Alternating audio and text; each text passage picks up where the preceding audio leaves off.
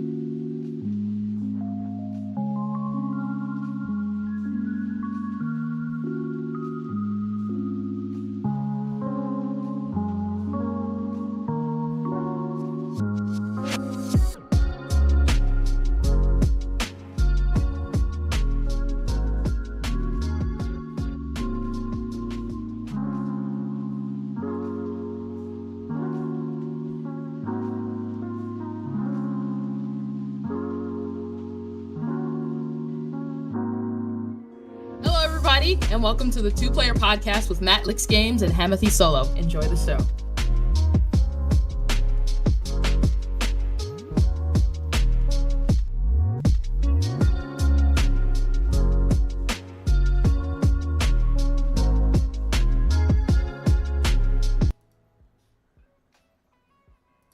Hello, everybody, and welcome back to another episode of the Two Player Podcast with myself, Matt Likes Games, Ham Solo 05 here as well.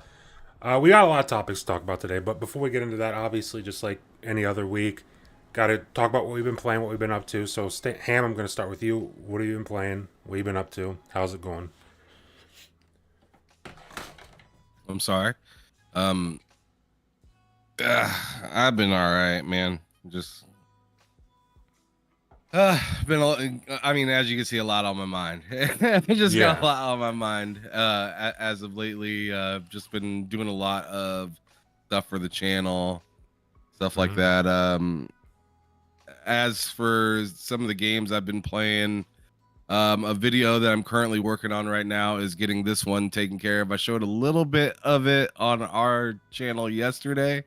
Dragon Ball Z Legends, which is a super dope game that was pretty innovative for the time, like pretty dope. But I've been playing that, the finals with Matt, some Call of Duty as well, NBA 2K. I've tried out a little bit of Prince of Persia last night because it just came out, and I don't know. You know, I mean, I've seen a lot of people that are really happy with it and whatnot, and I mean, for me, it's all right.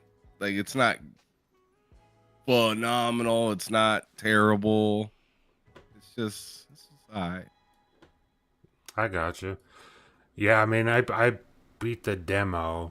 The game officially comes out tomorrow, like the standard edition comes out tomorrow. And I'll be checking it out. I don't know, because I kind of want to play the other Prince of Persias, but also at the same time, maybe I could play this one and go back and play the older ones. I know they're not the same style game. So, yeah. Right. So, like, because I'm playing there's even some, like, third person and whatnot. Yeah. And that's like, the Sands of Time is what I'm playing. Like, that's, like, a regular third person, like, action puzzle, platformer kind of game. And then I don't even know what Warrior Within is, but I know those are, like, rated M for mature. So I'm really interested to see what those are about. But yeah, definitely want to check out Prince of Persia Lost Crown whenever it comes out. As for myself, I mean, I wrapped up another new game plus Starfield last night. So I was playing a little bit more of that today on a New Game Plus, I guess. I don't know. So I was doing that. The finals, Prince of Persia, Sands of Time, Mad Max, kind of all over the place, but that's what I'm playing. But keeping that short, let's get into some actual topics because, like I said, we got a good amount of stuff to talk about today. First up, IGN. I know you saw this. Their tweet from the 13th, a few days ago at this point. Xbox has finally has some first-party games coming this year, and it surprisingly looks more promising than the PS5's 2024 offerings. And they give you an article. Here's a link to check out what they're talking about. Now, your thoughts on this, Ham, when you see this, because they got community noted on this pretty hard. Even the social media guy, I forget the official term for that, social media manager, was in the replies or quote tweeted them talking about like Hi-Fi Rush, Starfield, Redfall, Forza, and it's like, okay, we're just gonna pretend none of that happened. So here we are 2024. Apparently they finally have games. They didn't have games last year. Finally they got games. So what are your thoughts on this IGN article? I feel like IGN was mostly writing an article to itself. Like kind of like to the point where it's just like, oh, they finally got like it, and it's not that Xbox finally has games because they had games all last year. It's more or less like you're finally recognizing that they have games.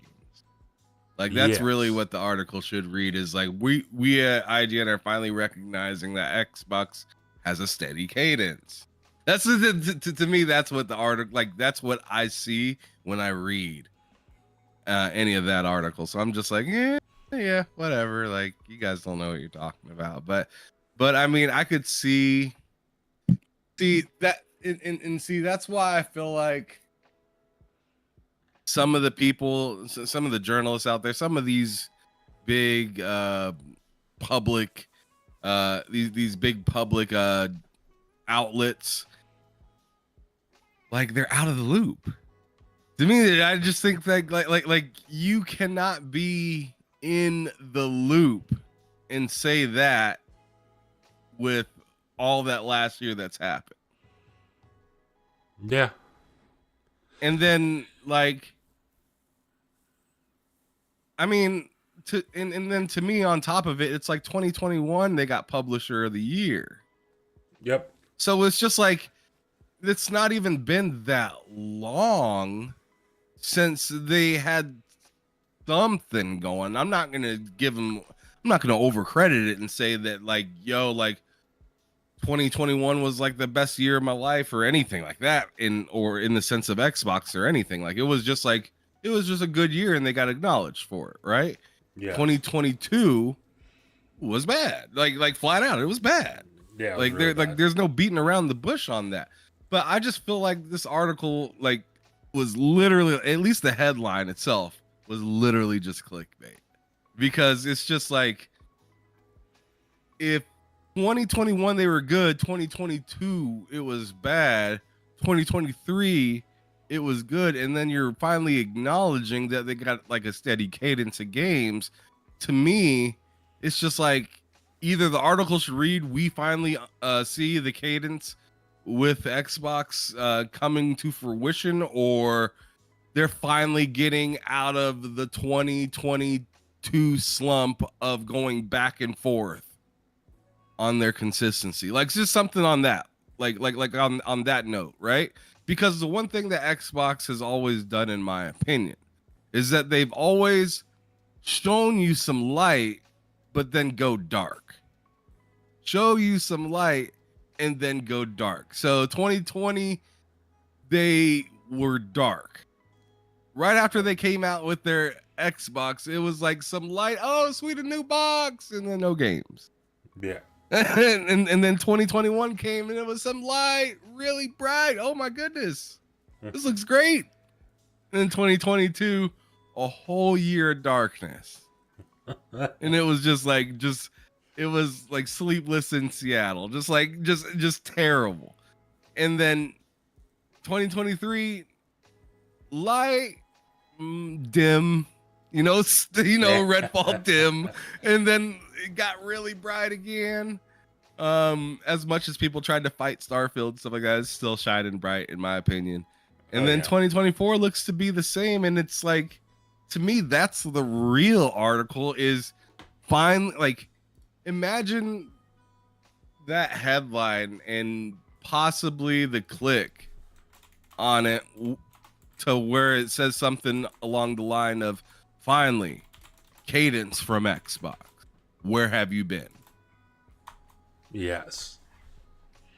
You know what I mean? I think that would get a lot more people excited about IGN again, from the Xbox side at least.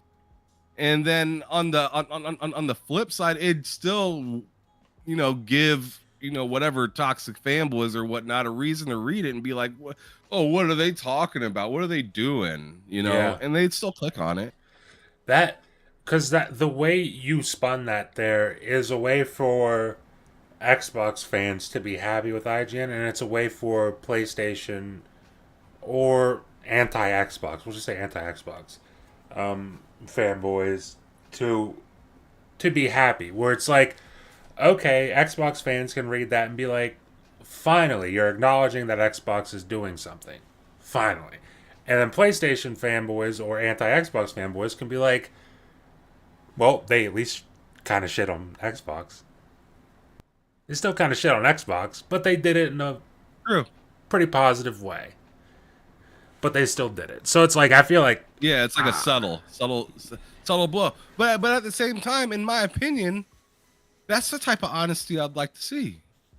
Yeah. Because it's like Xbox doesn't deserve praise, only praise. Like, I feel like it's good to remind Xbox, hey, you fucked up not that long ago, bud. Mm-hmm.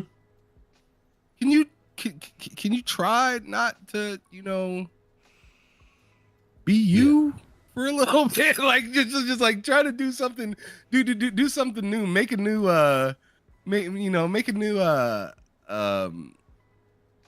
what is it called? Like hobby, or just do something else. Make something else consistent in your life. Stop doing that. Yeah. Stop stepping in shit. See if we can get through 2024 without having... Like, can we get through 2024 without having a Redfall moment? Can we do that? And if you can do that, then just, you got the blueprint. If you can do that, then you have the blueprint. Just stick with that. Try your best. Obviously, not every single game is going to hit every single time, but you cannot have a Redfall moment. That can't be the case anymore. You just can't. Because when you do, especially after already having one, that looks very, very bad. But yeah, I mean, this article from IGN, I agree with what you're saying there. It's them essentially saying, hey, we finally acknowledge that Xbox has some games this year. It's like, sure, they had them last year, but we finally acknowledge. We don't acknowledge those games last year. We acknowledge this year. Looks pretty nice. And especially what they're talking about, they say it surprisingly looks more promising than PS5's 2024 offerings. I mean, I'm not even going to ask you that. Do you think that this looks more promising than PS5's 2020? But like, when they put it in that context, it's like, of course it kind does. of. To me, it's kind of course. And here's why I say kind of, because you talked about the way that they put it right there. Mm-hmm. You said you said the PS5 offerings. Didn't say PS5 first party. Yeah, and that's what I'm saying. When I see the offerings, not the first party offerings, because in their thumbnail here they've got Avowed, Hellblade, and then also Stalker 2. Stalker 2 is not an exclusive game. It's a timed exclusive, but that eventually comes to PS5. At least the last time we heard, that eventually comes to PS5. So it's like, if they're doing that, then I'm also counting PS5 with like God, why am I blanking? Rise of the Ronin, Stellar Blade. We don't know if that's ever going to come to Xbox now. Probably not. But like I'm counting stuff like that for sure for PlayStation, because just their first party alone is Helldivers. You got Helldivers 2. I'm sure there's something else that I'm blanking on, but that's really about There's it. Helldivers, Final Fantasy, Rise of Oh, Ronin. I'm wondering. I'd say sometime this year, probably we'll see Stellar Cheeks. mm-hmm. Trying to think of what else possibly. Because I feel like I'm missing. I feel like I'm missing one, two, or a few. But yeah, they got. I mean, they got some stuff. They just don't. I mean, they just kind of got like I don't know. I mean, it's not first party, so it's not like the craziest or like it's not even like a 2021 year for PlayStation to where like to me Xbox had a good 2021 with Psychonauts, Halo, and Forza. Halo and Forza. They had Flight Sim come out. They had some good Game Pass offerings. Like, well, and see, the way I'm trying to rate this is looking at this the way it seems like they're looking at it. I'm not really looking at it too much of the way, because to me it's like landslide, right? Yeah. To me it's like landslide, but to a lot of different people it's kind of like it has to be like way better on Xbox to be to be comparable. So I don't remember the last time PlayStation's really had a year like this since like maybe the early PS4 generation. Yeah. Yeah, because beginning of PS4 was kind of weak, relatively speaking. Then it went nuts after like 2015. After Uncharted 4, it went nuts. It went berserk after that. But like early PS4 was pretty weak. Also, I don't think it's confirmed, but it was in PlayStation's little teaser or reel that they did for 2024. Silent Hill 2 was also in there. So maybe at some point. Oh, right. Silent Hill is supposed to be out. Yes, maybe some point this year you get Silent Hill 2 as well. So who knows? But the remake for that's supposed to be coming sometime this year, apparently. Yeah, Bloober Team. Yes. So I mean, yeah, they definitely got. I mean, like right here, Helldivers 2, Final Fantasy 7 Rebirth, Rise of the Ronin, Stellar Blade, and then like I mentioned, Silent Hill 2, and then I want to say there's one more game from first party for PlayStation. I can't remember what. It you know what's funny? It might honestly be Last of Us Part 2 that just released.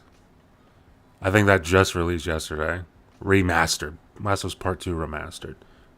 But yeah, it's not a horrible year. I forgot about The Last of Us 2 remastered. Like, I'm so like that game is just like out for me. It's just like it's already out and it's something I'm just not interested in. Like that's the way I kind of just see it right now. I just like I just played that game a couple years ago, and it literally just came out 4 years ago. So it's just like, like I'm happy for the people that are excited for it, but man, I have a hard time counting that game. Yeah, I don't really count it. And speaking of counting, did you see I woke up yesterday and checked Twitter and it was abuzz with Last of Us Part 2 remastered reviews and scores. I'm like, are we really? Are we really got like a doing? 94 or something like that, or something. It's like Or something. it's like a 92, and I'm like, I didn't need to see those to know that that was going to be the case. You took a great game and you added some things to it. It's like it just came out relatively recently in the grand scheme of things, and you added a roguelike mode. It's like you took a great game, hopefully made it better, and added some things. So 92 seems about right. I don't know why we're making a big fuss. Can you believe this scored? And can you believe the review scores for Last of Us Part 2 Remastered? Yeah, I can believe it. I could definitely believe that. It makes perfect sense to me. But yeah, I thought that was hilarious to just wake up to like big hype around the review scores for Last of Us Part 2 Remastered. But yeah, that's the whole IGN article. Kind of silly, you know, but it's, I mean, for me it's IGN, so I mean, I expect it at this point. They're playing into it. They're playing it up quite a bit, so good for them over there. Next up, though, another article from IGN. This one's not really an article; it's a post where they say Felipe. I'm not entirely sure if I'm saying that correctly. Tremblay, the director of subscriptions at Ubisoft, discussed the launch of Ubisoft Plus Premium and Ubisoft Plus Classics subscriptions and what needs to happen before subscription services become a more significant slice of the video game business. And his direct quote is, he says gamers need to get comfortable, quote unquote comfortable, not owning their games for subscription services to take off. Ham, what are your thoughts when this guy says that you need to get comfortable not owning your games? Well, you already seen or heard about Ubisoft getting rid of their division for physical games, or like cutting off ties to whatever they were using to make physical games. That's no longer a thing for them. They made their own service as of recently with Ubisoft Plus, and depending on if you like Ubisoft games, it's a really good service. Is it the best service out there? It's not what I'm saying. Just saying it's a pretty good service. But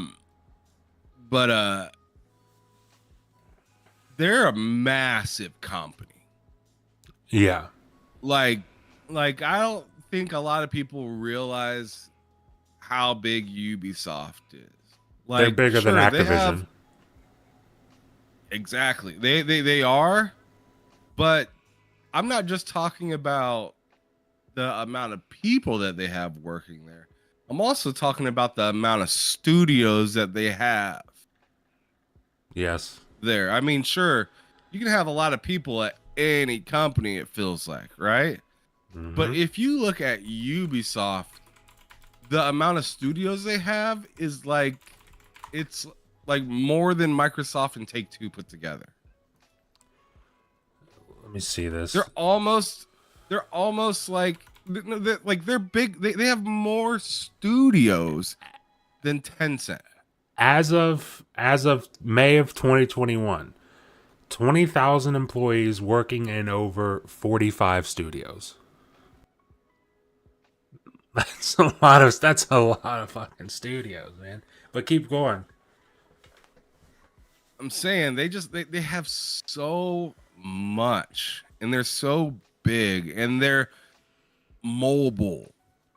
You know, their PC, their Xbox, their PlayStation, they're on Nintendo. I mean, I feel like they see something. They're in a way, I feel like they're kind of Microsoft, where they see something in the future and they're just like, yeah, we're gonna start cutting down. We're gonna start going subscription. And we might even stop, selling games in certain ways, in certain aspects. We might put a bomb ass game out and it's only subscription based. Yeah. And that's scary.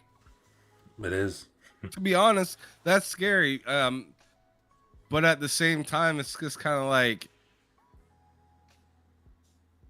we see the writing in the sand. We just don't want to read it. We really don't want to read it. Yeah. You know what I mean? Like like pretty much as soon as internet told you whether you owned a game or not, it was cooked.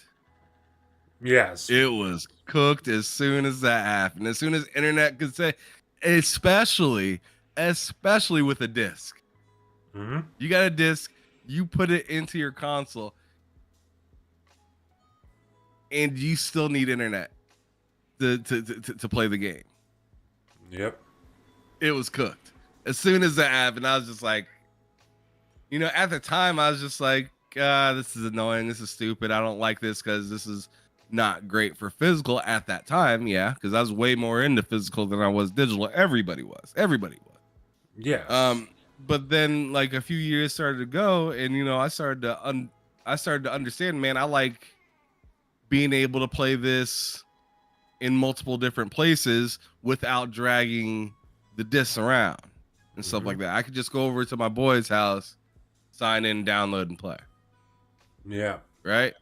Because either way, I have to download my games now. It's not like back in the PS2 or Xbox days where I just put the disc in and you can just turn on the game. 'Cause either way, whether it's digital or physical, you put the disc in and you wait an hour. You know what I mean? Or 2 hours, depending on your internet speed or something like that. So yeah, man. They are looking like the bad guys right now, but in reality, if they don't do it, Microsoft will do it. If Microsoft doesn't do it, Take-Two's gonna do it. If Take-Two doesn't do it, Embracer or Sony might do it. Like somebody, like nobody wants to be the initial bad guy to where this comes out, it fails, but everybody ends up doing it anyways. But it failed with you because you stepped out and looked like the ass first. Microsoft did that with DRM last generation. They stepped out, looked like the ass first. Everybody followed suit, but they got the finger pointed at them. Yeah, 100%. So it's just like, I think it would be interesting to see them do it first, because then it's just like, what are people saying about Microsoft now? Because this was going to happen regardless. Same with Sony. Sony's going to end up doing the same thing, in my opinion. Like,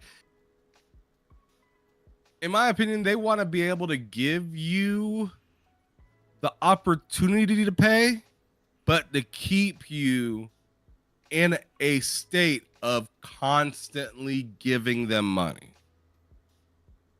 They don't want you to stop and go 2-3 months without giving them a dime because you're enjoying the last game that they dropped. Yes. You get it? Yeah. You know what I'm saying? Like if you are just a regular Joe that went to work, got off of work, came home, oh, the new God of War is out. You buy it. Let's say it's October. You don't need another game until January because you're a regular working person that's not really a big gamer, but you just, anytime you feel the need to game, you can turn on God of War and play it. But that game is purchased, and Sony won't see any money from you until the next time you decide to make a full game purchase. That's a problem for a lot of these companies right now. You buy that one game, especially if it's like physical and they had to ship it out, and then they got to keep these servers on, but you're done paying for it. They still got to do all this stuff in the background, but you're done. Yeah. But meanwhile, Netflix and all these other places don't need to sell you a movie, but you feel like you have it in your back pocket at all times. Yeah. You literally do have it in your back pocket. It's the smart, like people will fight it. I don't love, and here's the thing. Like, as much as I totally acknowledge that you're right here, that this is kind of the future. This is what like, this is what it's all pointing towards right now. This is kind of the inevitable future right now. As much as that is 100% true, I look at that, like, I look at a quote like this and I'm like, God damn, you should not have said that. You really shouldn't have said that. Because that, like, I guess you could argue maybe he should have, because it rips the Band-Aid off. It rips the Band-Aid right off. Yeah. I think they should, because this takes the heat, to me, off of the devices in which host your game. Mm-hmm. So, like the beginning of this generation, Take-Two, EA, $70 games, right? Yeah. That took a lot of heat off of Sony when they started doing it. It did. It's true. That's because true. as soon as everybody's like, Sony's the first one to do $70 games, everybody's like, nuh-uh. Nuh-uh. Mm-hmm. 2K did it. Nuh-uh. Madden did it. And it's just like, fucking Assassin's Creed did it. You know what I mean? It's just like, it takes the heat off of the platform, so the platforms still sell without the tarnishment of they're more expensive than the other platform, right? Because now it's just right in the fucking middle. It's on both platforms and you can't ignore it. If you get an Xbox, sorry. If you want Madden, it's $70. If you get a PlayStation, sorry, it's $70. You know what I'm saying? It takes the heat off of them two, and you're a third party, so it's like, who the fuck's gonna argue with you? Yeah. That's a fair, because I feel like for Ubisoft, for Take-Two just recently came out and Strauss Zelnick was saying like, oh, our game should be $100. It's like people got upset at him. It was it's kind of dumb, but like at the same time, I mean, whenever GTA 6 comes out, for example, who's really protesting? Sony was licking their lips when they heard that. They were licking their lips. Who's protesting GTA 6 when that comes out? Because here's the thing: if GTA 6 comes out for $100, guess who's getting it? Me. For $100. Like, I don't love it. I don't love that. I really don't like that. But dude, I'm not gonna miss GTA 6 because they upped the price $30. I'm not missing that. It sucks, but that's the way it is, and that works for Take-Two, because it's like, dude, you don't have a platform tied to your, like, you can say whatever the hell you want, really. You don't got a platform tied to your thing, and you know how popular you are. You know you're popular. You know you're the shit. You can say that. They can give you a half-baked excuse, and everybody would eat it up. Everybody would eat it. And see, that's why I look at Ubisoft. Like, they're kind of in the same position, but they're not the shit like that. So I look at what Ubisoft says here, and I'm like, listen, I get why you said it. Rip that Band-Aid off. But damn, I'm kind of surprised to hear. I'm kind of surprised to hear you guys just come right out and say it. I'm kind of surprised. PS5 blows in the chat. A weekly ritual. I appreciate you for stopping by, man. Appreciate you for stopping by. Let me see what you say here. I need to bring it up. You say, I don't want to pay $100, but I'll have that money. That's the thing. 100%. Same for me. I don't like the idea of paying $100 for GTA 6, but here's the thing. If they make it $100, I'm not going to not play GTA 6. That's just the way it is. There's certain games that you can do that for, and GTA 6 is fortunately or unfortunately for us, one of them. So, but yeah, I definitely agree with you. Man, but yeah, appreciate you for stopping by. Let's see. Want to move on here. Or actually, you know what? Yeah, let's move on. Because I already gave really my thoughts on it. But I want to talk a little bit about Hellblade 2. And we'll be talking probably a little bit more about it at the end for the developer direct part of the show. We're going to end the show with that. But Senua Saga Hellblade 2 rumored to be launching May 21st of this year. We talked about this last week, when we think the release dates for these games will be. I was very adamant that I think it's a winter release. Obviously, if it's May 24th, May 21st, that is not the case. So, what do you think? Do you think this is true? Do you think it's true that Hellblade 2 will be releasing May 21st, Dan? Mm, I think there's a serious possibility, but I'm gonna say no. Okay. Damn. All right. I thought you'd be right on board with that. The article's still up and everything. Yeah, this exclusive. Senwa Saga Hellblade 2 launches May 21st. The game's initial reveal traces back to 2019. And this is from Exputer, I don't know, .com. I haven't really heard of Exputer, so not sure about the credibility of that. But, I mean, I could see them doing that. Like, as much as it makes sense for a winter release, I could see them doing it more in the middle of the year, like that. Because releasing a game in February, like I said last week, kind of, unless you're Elden Ring, it kind of negates you from being in the discussion for Game of the Year. Unless you're like some generational type game. And I think Hellblade 2 is going to be great. I just don't think it's going to be a generational experience. Like the game of the generation kind of thing. So I don't think... So I could see why they wouldn't release it then. May makes sense to me. But, again, we'll see tomorrow.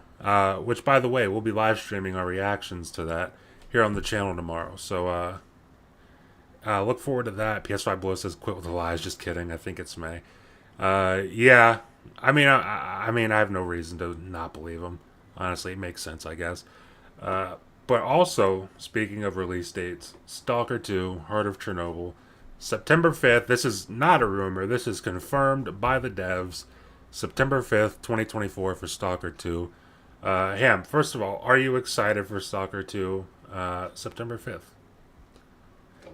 Yeah, absolutely. I'm excited for them to finally come through on what they've been wanting to make for quite some time, and also while being, kind of war torn at the same time, which is pretty sad. But it's definitely exciting. I can't wait to give it a try. I've been talking about it. I was really excited back in 2020 when I thought it was coming out. Yeah. And then they kind of pushed it back and whatnot. So it is what it is. There's just gonna be a lot to play this year, so it's just like I don't even know where to like rate these games, like what to even expect. Like Avowed, I don't know what to really expect. I think I'm expecting a really good experience. Hellblade, good experience. Indiana Jones, a good experience. Now we're talking about Stalker, and it's just like it's a lot. Yeah. And that's all of it. It's a lot.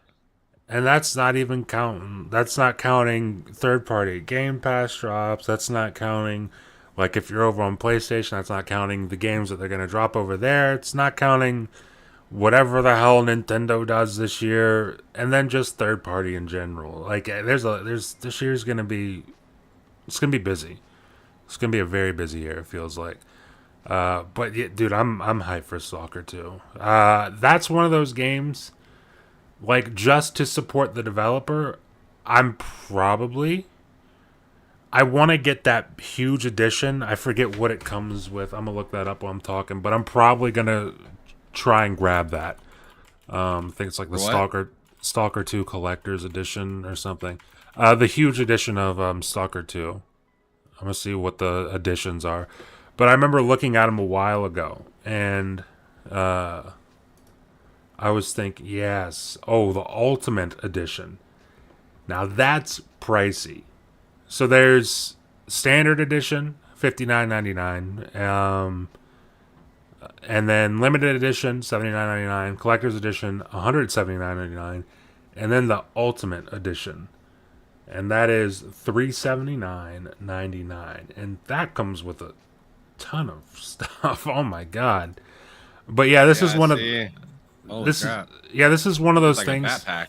right? Like there's like a backpack. I don't know what the hell that like green thing is right there. I don't know what that is. With like the light thing. Yeah.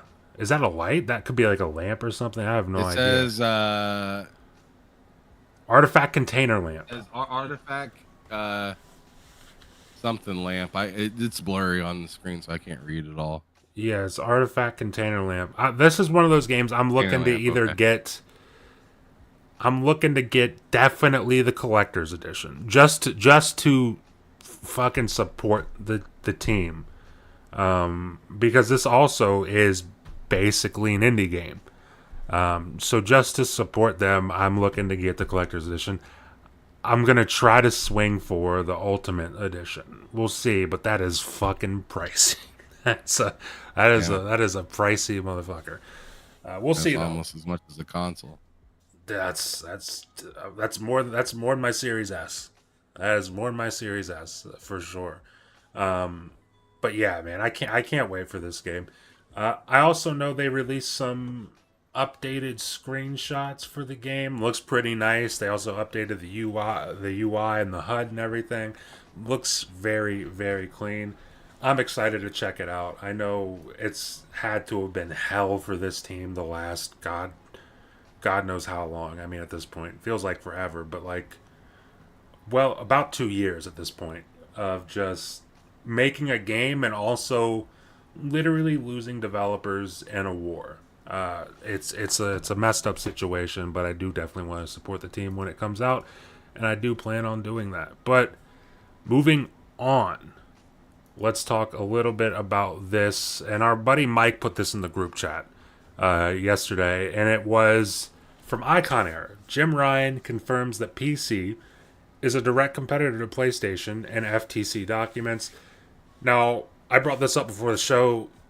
What did you say, Em? What are your thoughts about Jim Ryan saying that PC is a direct competitor to PlayStation?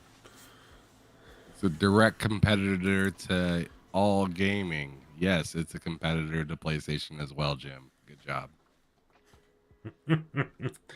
It's just like, to me, that's just like common sense. Of course, that's a direct competitor. And it's so much so that you put some of your games on even on that platform. Yeah. So to me, it's just like, what are we talking about? See, that's the thing, because when you said yes, I was kind of taken aback, because my thinking is it's not a competitor, because that the PC is your ally. It is an ally, but until until you use it as an ally, it's your competitor. That's what I'm saying. The thing is, you need to make it not your competitor. Like Jim Ryan stepping up to the plate and saying, "PC's our competitor." Well, fix that. What are you doing? Fix it. Make it not your competitor. Make that shit work for you. Release your games on PC. That's money for you guys, and then it's not your competitor. Easy thing to take care of there. But like, seriously, I'm like, well, look at what Xbox is doing. Is PC a competitor to Xbox? No, it's not, because everything they release goes to PC. It's like me opening up a bunch of stores. Like, let's say 2 states have 0 McDonald's in there. And I open up a bunch of states, and then I open several McDonald's out in fucking Montana, right? I have no competition, but then Burger King opens up some spots in Idaho, and I'm like, what am I gonna do? They're competing with us in Idaho. Like, should probably go to Idaho and put up a couple McDonald's. Yes, you should probably set up shop over there too, if you want money from over there too. Yeah, it's just all of the money. I feel it's funny when a company expects people to just do what they say instead of you doing what the customer needs. That's the whole point of you making the business in the first place. is you giving the customer what they need and they providing you with money because they find worth in what you happen to be giving them. It doesn't work the other way around where you just give us what you feel we deserve and we just say thank you, sir.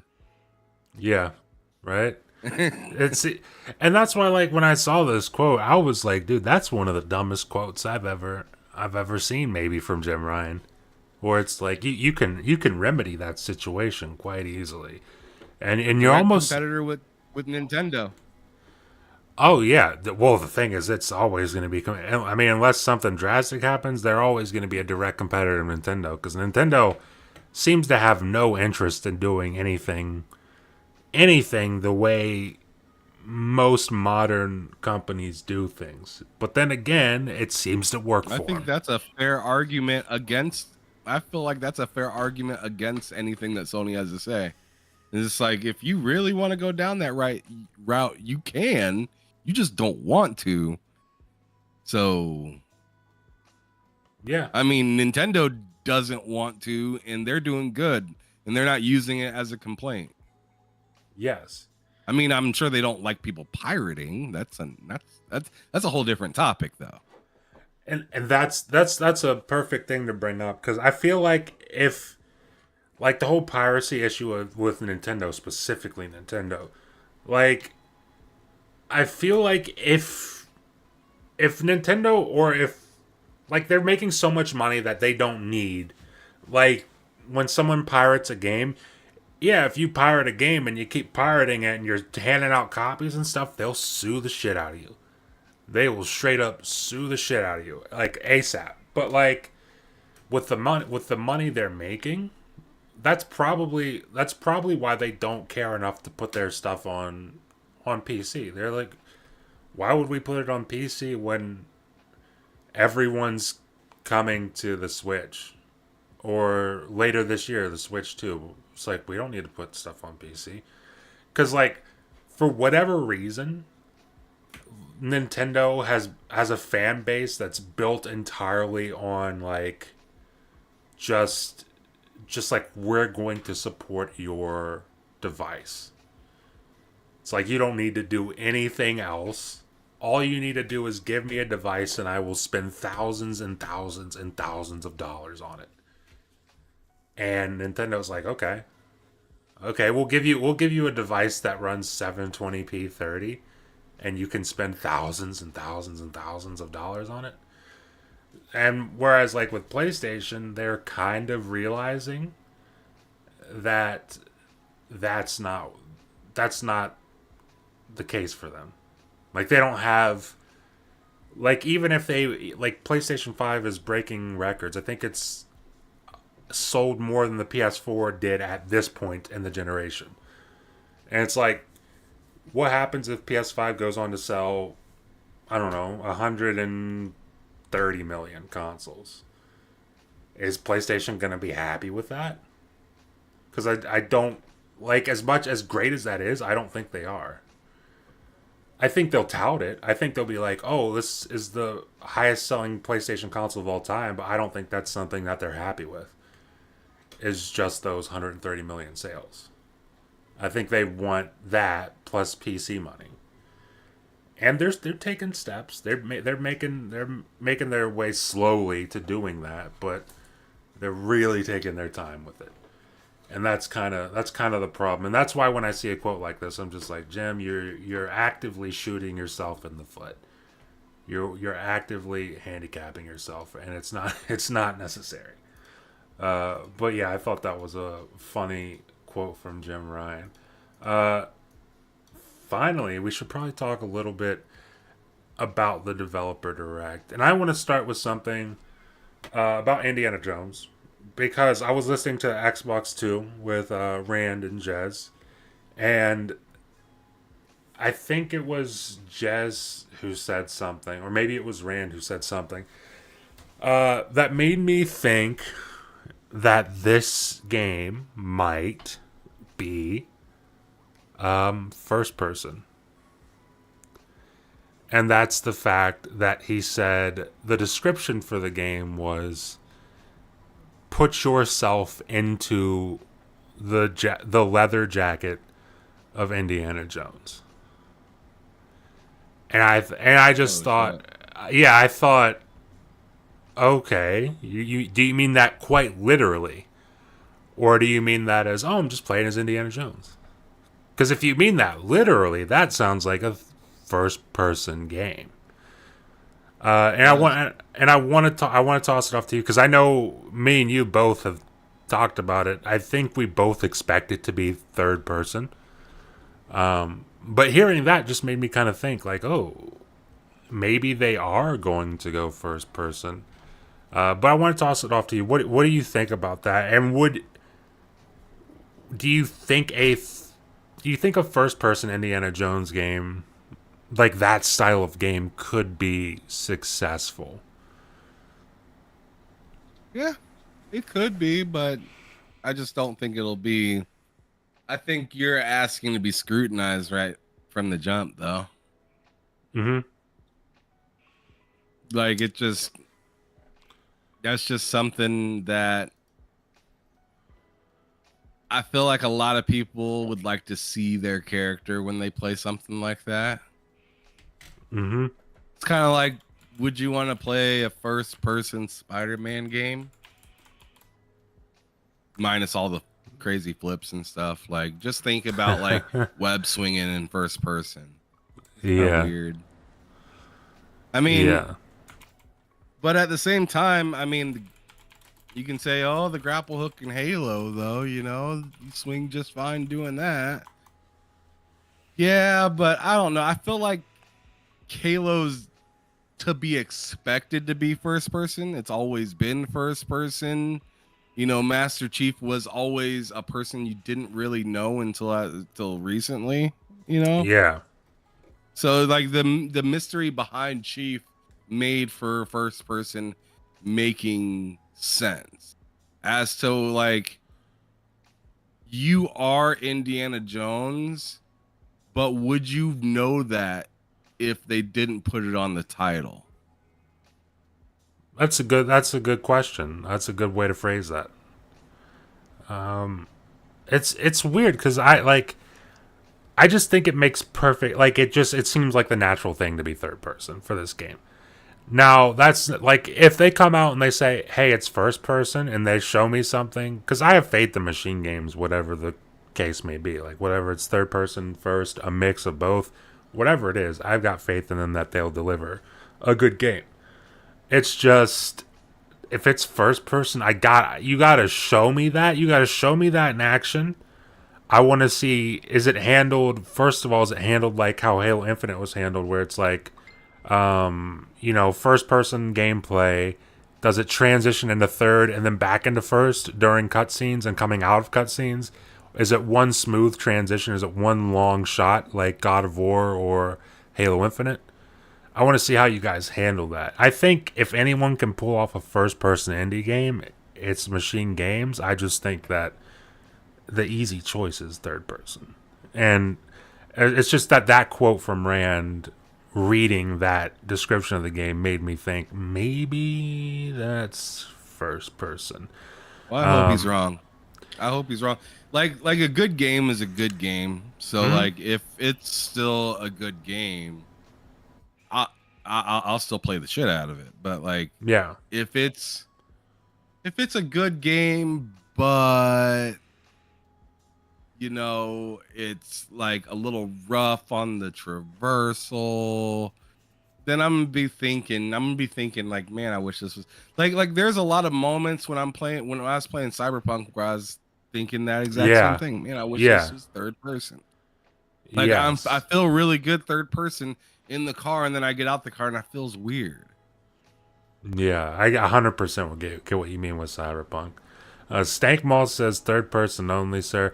Listen, I would agree with you. I think it makes sense. It just makes sense to have this third person. It shouldn't. If it was up to me, it wouldn't be first person. I'll say that much. It would not be first person if it was up to me.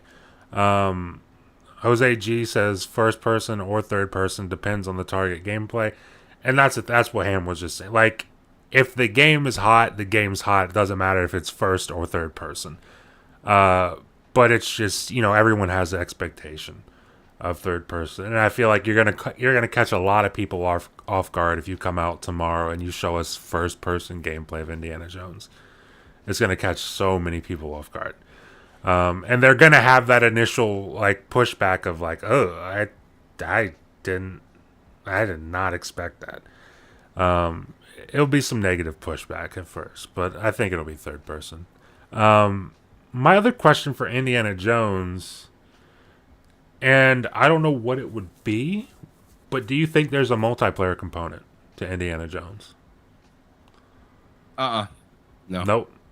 Okay, that's flat out no. I'm honestly kind of with you on that. I was wondering what a multiplayer could be for Indiana Jones, but I honestly don't think they'll. I don't even think they'll really explore it. I think it'll just be a straight up single player game, which I'm fine with. Totally fine with that. I mean, Machine Games doesn't really do a whole lot of. No, they don't. Anyway. They don't. They see. The Steak Mo says that would be hot. Yeah, like it'd be interesting to see what they could do with Indiana Jones multiplayer, especially if it is third person. Would it just be like Uncharted multiplayer or Tomb Raider 2013 multiplayer? Like, Don't do that. Don't do that. Don't. Xbox don't have a factions come out. That'd be messed up. No, Uncharted. No, not Last of Us. Not Last. No way. Don't worry about that. Do not worry about that. That is not what I'm saying. But yeah, so disrespectful. But yeah, dude, wouldn't that be great if they came out with basically factions? If they came out with just it's Indiana Jones, which is basically factions. That'd be hilarious. But yeah, I don't know. I don't think they'll do it, but it'd be interesting to see regardless. I probably still wouldn't play it. Like I said, I just don't like those kind of games. I just don't Dude, I would like if it's like Uncharted's multiplayer, I would play the shit out of that. Uncharted 4's multiplayer was dope. But there's other games here at this developer direct coming up tomorrow. Obviously, Avowed, Hellblade, Our History Untold. I know we were on the show yesterday. I forget who it was. Sappho in your chat, I believe it was, said that it's rumored that there is a fifth game. I think he might. Did he say 6 games? Or 5? Fifth. Okay. So it is rumored that there's a fifth game.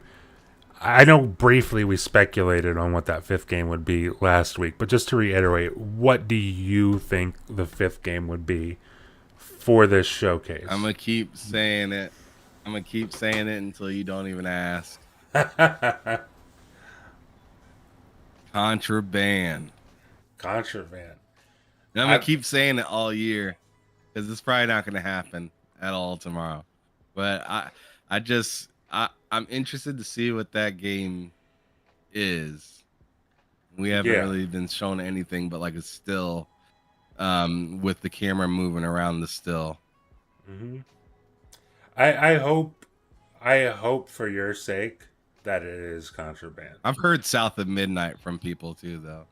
That's the thing. See, for me, the most realistic one would be South of Midnight. Because that's what's been rumored.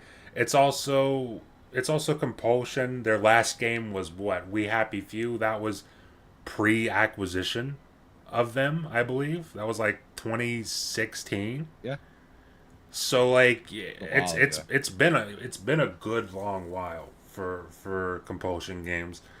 And I just think that makes sense to be coming out this year. And if that's the case, then Developer Direct would be perfect to showcase that.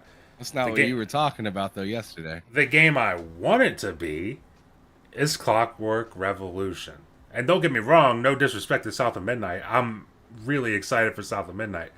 But Clockwork Revolution, I think Clockwork Revolution makes sense because In Exile's been tweeting, random tweets here and there about the Developer Direct. And it's like, why are they tweeting about Developer Direct? That's interesting. That's intriguing to me. I'd like to know why they're tweeting about Developer Direct. But I just think it makes sense. I don't think it's gonna be a shadow drop. But I think In Exile will be there with Clockwork Revolution. I'm gonna go on record saying that. I think that's the case. Gut feeling. I said some dumb shit last night. Like, What happens if they said south of midnight today, avowed tomorrow? I told you I'd be Perplexed. conflicted. Everybody would be perplexed. I wouldn't know what to do. Because of course you play South of Midnight, but then once Avowed comes out, then it's like, well, there goes my month probably.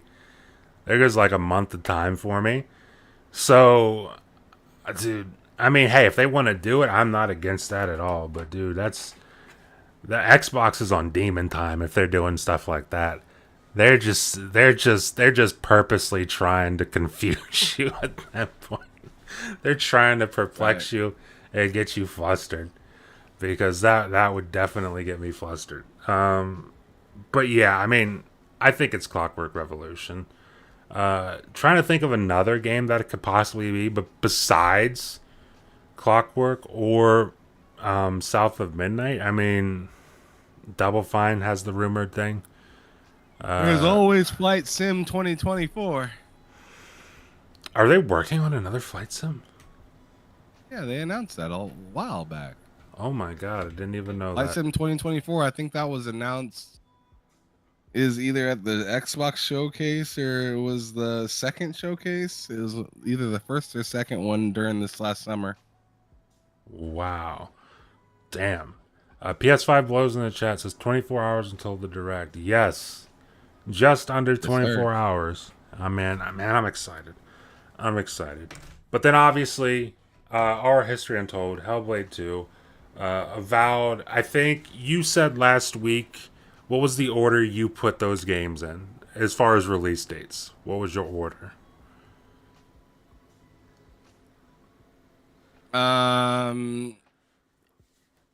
Let's see. I put Avowed first. I said Avowed early, like February, March. I had, man, I had Indiana Jones, I think, coming out like May or June. Mm-hmm. And then Aura coming out like somewhere in the middle of the summer, like July, August. And then Hellblade coming out in October. Yeah. That's what I had, but I'm probably completely wrong. Does that change with the rumored release date of Hellblade? Do you change that, or do you stand firm on that? You're standing firm. I'm gonna stand firm on that, even though I'm probably wrong with the Hellblade one. I'm gonna stand firm on it just because I honestly just think that I don't know. I don't see why Xbox wouldn't want to try to get an easy dub for possibly Game of the Year right up next to the Game Awards.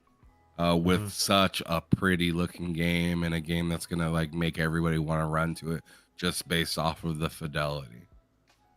Yeah. Okay, so well, I'm sticking with mine from last week. Hellblade 2 is February. First, February. It's February.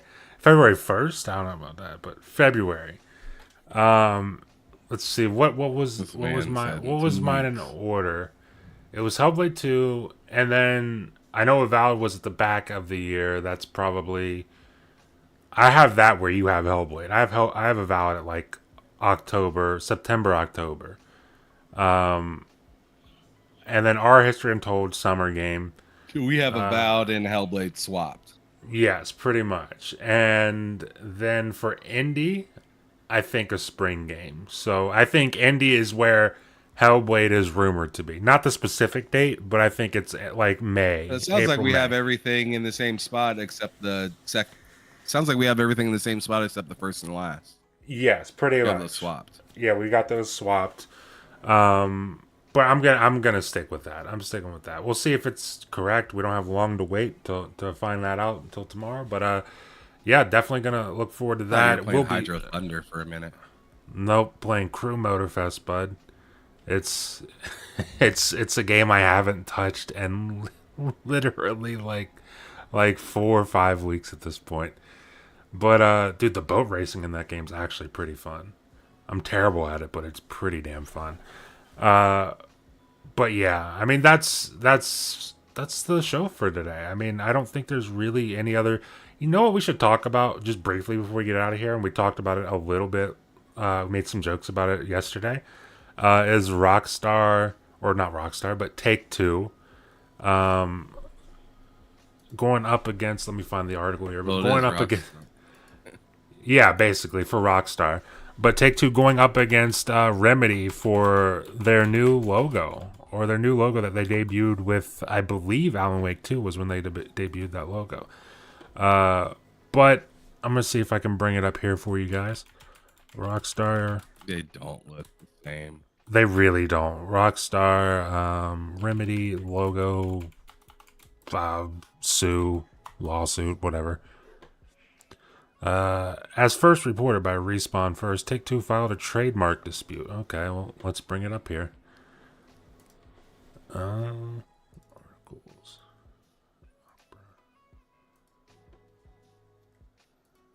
All right. Didn't make it into the water. So here we Jump go. was pitiful. Dude, I'm telling you, the boat racing on that game is really difficult. Or I just suck at it. It's one of the two. Probably I just suck at it. But Rockstar owner Take-Two locked in trademark dispute with Remedy over our logo. Now, those are the two logos in question. Obviously, Rockstar, we know what Rockstar's logo looks like. It's an R and a star. It's the way it's always been. With Remedy, it's two R's and literally Remedy right underneath it. And for whatever reason, Take-Two saw that and they're like, "No way, that's not gonna fly." So they're filing a trademark dispute with Remedy. Now, Ham, what are your thoughts when you see this? I know we talked about it on TSWS Gaming. Shout out to that, link in the description. Check it out. But we talked about that yesterday. But what are your thoughts to seeing Take-Two up in arms about this new Remedy logo? They want the control over the letter R. They want the rights to the letter R. They own it now. It's nuts. It's a really Pretty crazy, wild. Like, I don't know. I think this whole thing is stupid. It's a waste of time. Yeah, I would definitely agree. Cause like when I saw that, I'm just like, like the reasoning was, oh, there could be confusion. There could be confusion over who made what. It's like, dude, if I look at those two logos, I'm not getting confused. I mean, I'm just not. Like, one literally has the name of the company right underneath it, and the other one is a whole different color with no name of the company right underneath it. So I'm looking at that like, this is kind of silly. I don't see why. It seems petty. Just seems kind of petty. Which would make sense, because I don't know. I know they're working on Max Payne together, but from what I understand, I don't believe they ended on the best terms with Max Payne and everything. I know Max Payne 2 was Remedy's game, or Remedy and Rockstar's game, and then Rockstar kind of just took over Max Payne with Max Payne 3, and I don't believe that Remedy was okay with that. But yeah, I think this is just kind of petty. PS5 Blows in the chat says, wonder how big that game is on the hard drive. Flight Sim 2024. That's a good question. How big do you think Flight Sim's about to be?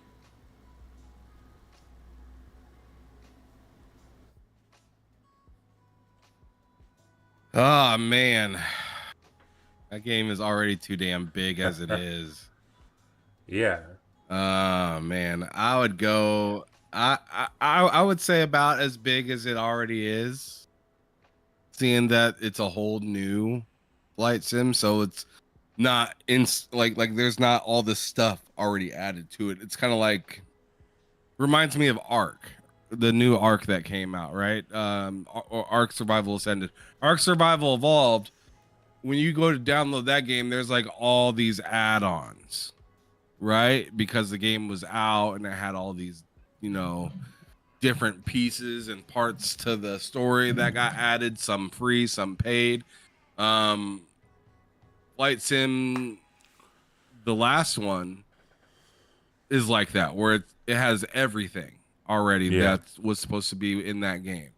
Now with a new one, it's probably gonna be slimmer, but then grow to be the same size or bigger. Than the current one. Yeah, I'm interested. That's a good point he brings up because I'm like, Flight Sim, like I already don't have Flight Sim installed because of how fucking huge that game is. Not because I wouldn't enjoy playing it, because I absolutely would.